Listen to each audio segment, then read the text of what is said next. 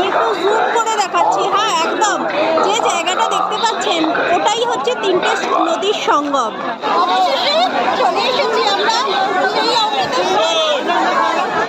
কুম্ভমেলা পরিক্রমার ভিডিওতে সবাইকে স্বাগত জানাই। পৌঁছালাম হাওড়া স্টেশনে। রাত্রি 11:30টায় train, Howrah Bikaner superfast express. আমরা চলছি অমৃত কুম্ভের সন্ধানে। অমৃত আর রঞ্জনাস গ্যালারির আরেকটি ভিডিওতে আমরা চলে এসেছি। এখন অলমোস্ট রাত্রি 11টা বাজে। আমাদের train 2237 Howrah Bikaner superfast express. আমরা কোথায় যাচ্ছি? প্রয়াগরাজ। হ্যাঁ, আজকে ভ্যালেন্টাইন্স ডে, ভ্যালেন্টাইন্স ডে এই দিনটা আমাদের বিয়ে।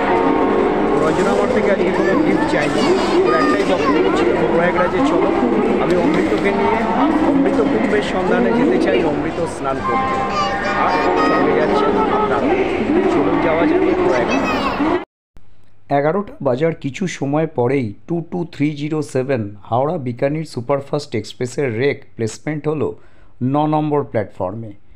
কিছুটা আশঙ্কা ছিল ভিড়ের, কিন্তু ট্রেন আসার পরে দেখলাম যথেষ্ট সচেতন রয়েছে রেলরক্ষী বাহিনী এবং কোনো রকম অসুবিধে ছাড়া আমরা প্রবেশ করলাম আমাদের B4 কম্পার্টমেন্টে। তৎকালে হাওড়া বিকানিরের টিকিট পেয়েছি 22307, B4-এ পেয়েছি। হঠাৎই তৎকালে টিকিট কাটা এবং কুম্ভে চলে যাওয়া। আজকে 14ই ফেব্রুয়ারি, ভ্যালেন্টাইন্স ডে, আমাদের বিবাহবার্ষিকীও আজকে। তাই অমৃতকে নিয়ে অমৃত স্নানে যাচ্ছি প্রয়াগরাজ। আমাদের সাথে সাথে আপনারাও চলুন। আর হ্যাঁ, যারা স্কেয়ার হয়ে যাচ্ছে যে ভীষণ ভিড়, আমাদের তো মনে হচ্ছে না, প্রত্যেকেই নিজেদের সিটে এখনো পর্যন্ত বসে আছে। জানি না লাস্ট পর্যন্ত কী হবে। চলুন যা প্রয়াগরাজ। ঘড়ি ধরে ঠিক রাত 11:30টায় হাওড়া স্টেশন থেকে যাত্রা শুরু করলো আমাদের ট্রেন 22307 হাওড়া বিকানির এক্সপ্রেস। হাওড়া স্টেশনে শেষ প্রান্তের আলোগুলি আমাদের বিদায় সম্বর্ধনা জানালো মহাকুম্ভের পথে। ট্রেন ছাড়ার সাথে সাথেই বাড়ি থেকে আনা মটরশুঁটির কচুরি আর আলু ভাজা দিয়ে আমরা সেরে ফেললাম রাতের আহার। সকালে যখন ঘুম ভাঙল, ট্রেন ততক্ষণে পৌঁছে গেছে গয়া জাংশন। কিন্তু গয়া জাংশনের পরেই দেখলাম বাথরুমের সামনে স্পেসটায় কিছু অবাঞ্ছিত উইদাউট টিকিট যাত্রী ভিড় করে রয়েছে। বাথরুমে যাওয়া আসাটা যথেষ্ট দুষ্কর হয়ে গেল। প্রয়াগরাজ প্রবেশ করার আগে কুম্ভ মেলার জন্য নির্মিত তাঁবুগুলি একের পর এক দৃষ্টিগোচর হয়ে গেল চোখের সামনে। অনুভব করলাম আমরা প্রবেশ করে গেছি কুম্ভ মেলাতে। অবৈধ বিনা টিকিটের যাত্রীদের সাথে এক প্রকার যুদ্ধ করেই নামতে হলো প্রয়াগরাজ স্টেশনে।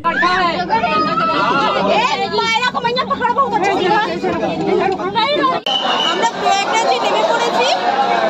12:15 আসার কথা ছিল, কিন্তু ভীষণভাবে ট্রেন লেট করেছে। এখন বাজে 5:30। এখন আমরা জাস্ট নামলাম ট্রেন থেকে। আপনারা দেখতেই পাচ্ছেন ভীষণ ভিড়। জানি না কি হবে। চলুন আমাদের সাথে সাথে আপনারাও কুম্ভে স্নান করতে। প্রশাসনের নির্দেশ মতো বেরোনোর পথ দিয়ে আমরা প্রয়াগরাজ স্টেশন থেকে বাইরে বেরিয়ে এলাম। বলতে কোনো দ্বিধা নেই, জীবনে এত মানুষ কোনো দিন একসাথে দেখিনি। কয়েক কোটি মানুষ যদি একসাথে পথে চলে তাহলে দৃশ্যটা হয়তো এরকম হবে। ঈশ্বরভক্ত ভারতবাসী 144 বছর পরে আসা এই মাহেন্দ্রক্ষণ কোনোভাবে মিস করতে চাইনি। তাই আমাদের মতো প্রত্যেকেই হাজির আজকে প্রয়াগরাজে। আমরা একটা হোটেলে এসে পৌঁছলাম। ভাড়া নিয়েছি 3000 টাকা, কিন্তু ঘর দেখলে বোঝা যাবে না, মানে এতটাই। কিন্তু ভাগ্যের ব্যাপার যে ঘর পাওয়া গেছে, কারণ ঘরই পাওয়া যাচ্ছে না। আমরা যে হোটেলটিতে প্রয়াগরাজে ছিলাম সেটাকে হোটেলের রুম কোনোভাবেই বলা যায় না। একটা ঘরকে কোনো রকমে মেকশিফট হোটেল রুম বানানো হয়েছে। হোটেলের কোনো সুব্যবস্থা এখানে ছিল না। হ্যাঁ, বেডটা কমফোর্টেবল ছিল, কিন্তু বাদবাকি কোনো কিছুই সুবিধা ছিল না। আর বাথরুমের কথা না বললেই নয়, ভীষণ ছোট বাথরুম, স্ট্যান্ডার্ড হোটেলের মতো নয়।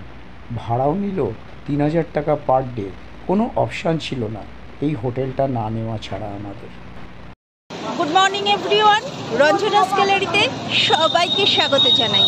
আজকে আমরা চলে এসেছি এলাহাবাদ সঙ্গমে। আজকে আমরা স্নান করব। হ্যাঁ, সেই 144 বছর পরে যে ক্ষণটা এসছে সেটা আমরা কোনোভাবে মিস করতে চাইনি। তাই রঞ্জনাস গ্যালারির প্রতিটা সদস্যকে জানাই এখানে স্বাগতম। আমাদের সাথে সাথে আপনারাও চলুন এলাহাবাদ সঙ্গম। গুড মর্নিং সবাইকে। আমরা জাস্ট হোটেল থেকে বেরোলাম আর আমরা এখন রাস্তায় দাঁড়িয়ে আছি। এই যে সামনে রাস্তাটা চলে যাচ্ছে দেখাচ্ছি আপনাদের, এই রাস্তাটাই সঙ্গম চলে যাচ্ছে এখান থেকে 7 থেকে 8 কিলোমিটার দূরে। তো আমরা এখান থেকে একটা বাইক বা অটো টোটো কিছু করে সঙ্গমে পৌঁছাবো, প্রয়াগরাজ সঙ্গম। 144 বছর পরে যে মহেন্দ্রক্ষণ এসছে সেই ক্ষণে আমরা করতে সঙ্গে থাকবে রঞ্জনাস গ্যালারি প্রত্যেকটা ভিডিও। অবশেষে প্রতীক্ষার অবসান, আমরা চলে এলাম সেই সঙ্গমের দিকে। আমাদের সাথে সাথে রঞ্জনাস গ্যালারির সমস্ত সদস্যকে জানাই স্বাগতম।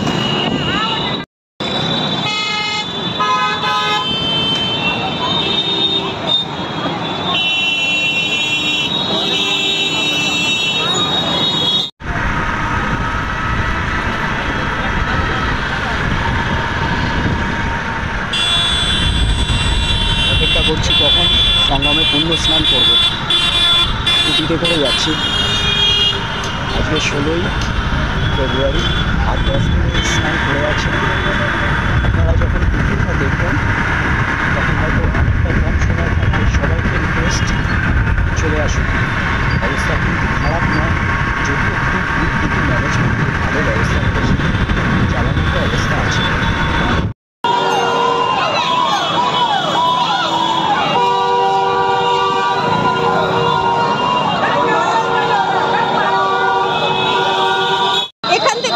সঙ্গম মাত্র 2.5 কিলোমিটার। হ্যাঁ, আমাদের সাথে সাথে আপনারাও চলুন। এখান থেকে সঙ্গম মাত্র 2.5 কিলোমিটার। হ্যাঁ, আমরা হেঁটেই যাচ্ছি 2.5 কিলোমিটার। আমাদের সাথে সাথে আপনারাও চলুন সঙ্গম। সঙ্গমের কাছেই ব্রিজ এবং রেলওয়ে লাইন। হঠাৎ দেখলাম বন্দে ভারত এক্সপ্রেস পেরিয়ে যাচ্ছে আমাদের মাথার ওপর দিয়ে। হাঁটতে হাঁটতে ক্লান্ত, তাও হেঁটে যাচ্ছি দুজনে। অগন্তি মানুষ আমাদের সাথে হেঁটে চলেছে।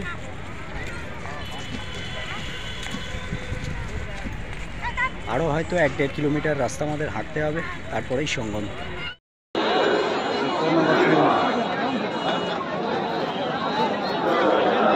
আমরা এখন সেক্টর 3-তে দাঁড়িয়ে রয়েছি।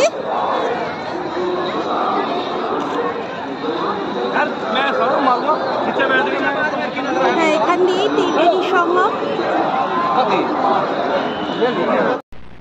না, উত্তরপ্রদেশ প্রশাসনের কোনো ত্রুটি ছিল না ব্যবস্থার। রাস্তা প্রচণ্ড তেতে গেছিল এবং ছিল খুব ধুলো, তাই একটি জলের ট্যাঙ্কের জল খুলে দিয়ে রাস্তা ভিজিয়ে দেওয়া হচ্ছিল।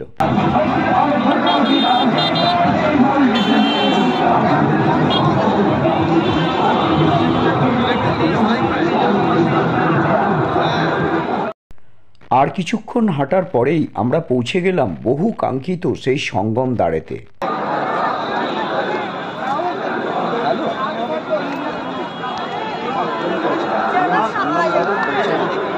অবশেষে আমরা সঙ্গমের কাছে চলে এসেছি, কিন্তু ভীষণ ভীষণ গরম, মানে ঠান্ডার লেশমাত্র নেই, এত গরম।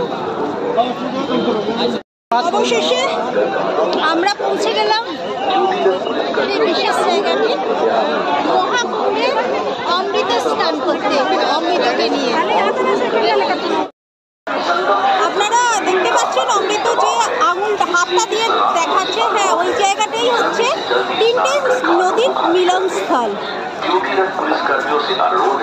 ভালো করে দেখুন, এইটাই হচ্ছে 3টে নদীর মিলনস্থল। আমি একটু জুম করে দেখাচ্ছি। হ্যাঁ, একদম যে জায়গাটা দেখতে পাচ্ছেন ওটাই হচ্ছে 3টে নদীর সঙ্গম। বালির বস্তা দিয়ে তৈরি করা হয়েছে অস্থায়ী ঘাট এবং সেই বালির বস্তার ওপর পা রেখে আমরা নেমে চললাম সঙ্গমের জলে চান করতে। আরামসে যাইয়ে, আরামসে যাইয়ে।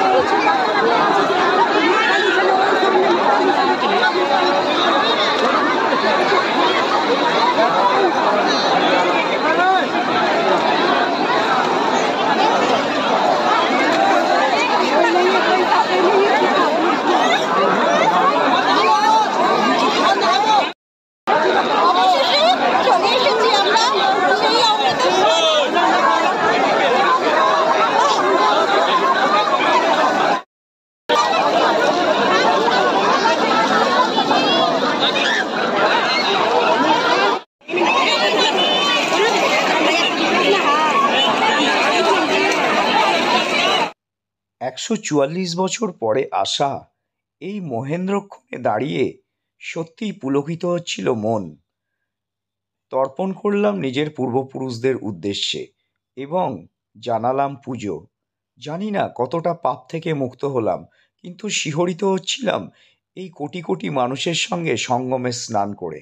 অবশেষে আমরা দুজনেই স্নান সেরে নিলাম এবং অদ্ভুত একটা ভালো লাগা, ভীষণ একটা শান্তির অনুভূতি। পেছনে ত্রিবেণী সঙ্গম, অমৃত রঞ্জনাকে নিয়ে অমৃত কুম্ভের সন্ধানে এসেছিল এবং অমৃত স্নান সম্পূর্ণ করলো। বুঝতেই পারছেন গলা ভেঙে গেছে ঠান্ডা গরমে, শুধু অসংখ্য মানুষ। তার মধ্যে আমরা দুজন দাঁড়িয়ে আছি, এই জাস্ট স্নান শেষ করলাম। কুম্ভের জল, পবিত্র জল এবং মাটি নিয়ে যাচ্ছি সবার জন্য। স্নান কমপ্লিট হয়ে গেছে, এবার আমরা আস্তে আস্তে যাব, দেখি আখড়ার দিকে যাওয়া যায় কিনা। আখড়ার দিকে আমরাও যাব, সঙ্গে যাবেন আপনারাও, চলুন।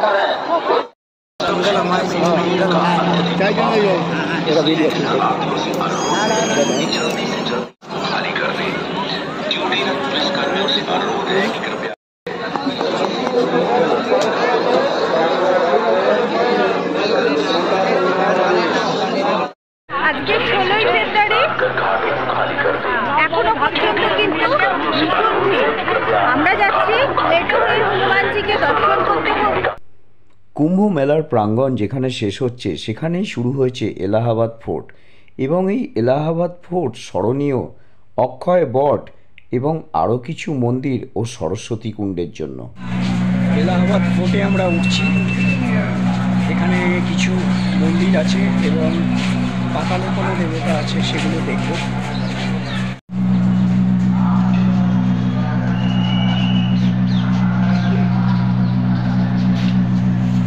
আমরা এলাহাবাদ ফোর্টের মধ্যে রয়েছি। প্রথমে বটবৃক্ষ দেখতে যাবো, এরপরে যাবো পাতালপুরি, তারপরে সরস্বতী কুণ্ড।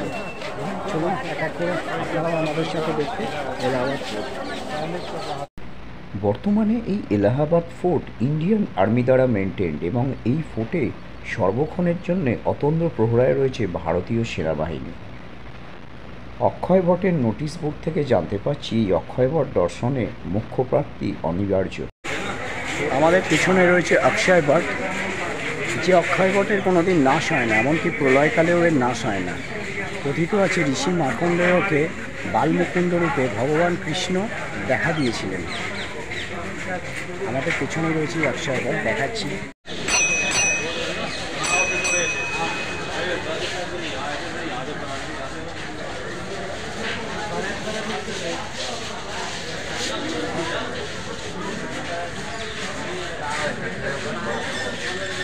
এলাহাবাদ ফোর্টের ভেতরে আমরা প্রবেশ করছি।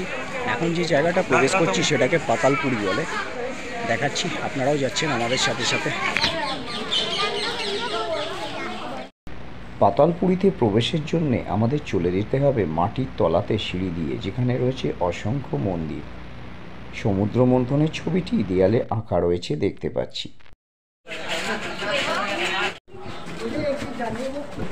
আমরা সিঁড়ি দিয়ে নেমে চললাম পাতালের দিকে, যেখানে আমরা দর্শন করব বিভিন্ন মন্দির।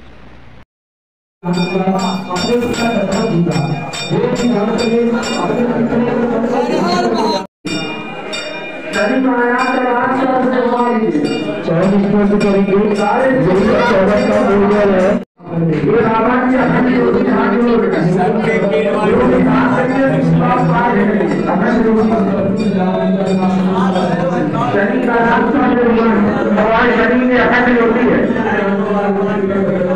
9 ग्रह को शांत करते हैं भगवान शनि महाराज। দাঁড়িয়েছি সরস্বতী কূপের সামনে। এখান থেকে সরস্বতী কূপ সঙ্গমে প্রবাহিত হয়ে মিলিত হচ্ছে গঙ্গা এবং যমুনার সাথে। এদিকে রয়েছে মা সরস্বতীর মূর্তি এবং সরস্বতী কূপ। ভারতবর্ষের মানাগ্রামে সরস্বতী নদীর উদ্ভব এবং তারপরে মা সরস্বতীকে এই কুয়াতে দেখা যায় প্রয়াগরাজে। এখান থেকে অন্তঃসলীলা হয়ে মা সরস্বতীর সঙ্গমে মিলিত হয়। 18টি পুরাণ লেখার সময় শ্রী বেদব্যাসের কথা শ্রী গণেশজি শুনতে পাচ্ছিলেন না সরস্বতী নদীর আওয়াজে, এবং সেই কারণে মা সরস্বতীকে অন্তঃসলীলা হতে বলা হয়। আমরা দাঁড়িয়ে আছি হনুমানজি মন্দিরের সামনে। ভীষণভাবে ভিড় বাড়ছে। লেটে হয়ে হনুমানজিকে আমরা বাইরে থেকেই দর্শন করলাম, ভেতরে যাওয়ার সাহস হলো না, কারণ এত পরিমাণে লোক সমাগম, আর রিস্ক নিতে পারলাম না। ভগবানকে এখানেই প্রণাম জানিয়ে আমরা এগিয়ে চললাম। ডিজিটাল স্ক্রিনে ফুটে ওঠা লেটে হুয়ে হনুমানজির প্রতিচ্ছবিকে প্রণাম জানিয়ে ফিরে চললাম কুম্ভমেলা প্রাঙ্গণ থেকে। এবছরের কুম্ভমেলাতে ইসকন, আদানি এবং আম্বানিরা ছাড়াও বিভিন্ন সংস্থা চালাচ্ছিল তাদের ভান্ডারা। আমরা চলতে চলতে এসে পৌঁছালাম আম্বানিদের ভান্ডারায়, যেখানে প্রচুর মানুষকে খাওয়ানো হচ্ছিল। আমরা ফেরার সময় দাঁড়িয়ে আছি রিলায়েন্সের খাবার স্টলে, এখানে রিলায়েন্স ভান্ডারা দিচ্ছে, সামনে আপনাদের দেখাচ্ছি। সেই সকালবেলা থেকে ঘুরে আমরা ছিলাম ভীষণ ক্লান্ত এবং ভান্ডারাতে খাদ্য গ্রহণ করে এগিয়ে চললাম হোটেলের পথে। সেই সকালবেলা বেরোনো ক্লান্ত শরীরে প্রয়োজন ছিল কিছু খাদ্য, এবং আমরা ভান্ডারায় গ্রহণ করলাম। এবং আপনাদের সাথে ভাগ করে নিলাম। আমাদের ভিডিওটি যদি ভালো লেগে থাকে অবশ্যই একটা লাইক করতে ভুলবেন না, আর হ্যাঁ, কমেন্ট অবশ্যই করবেন।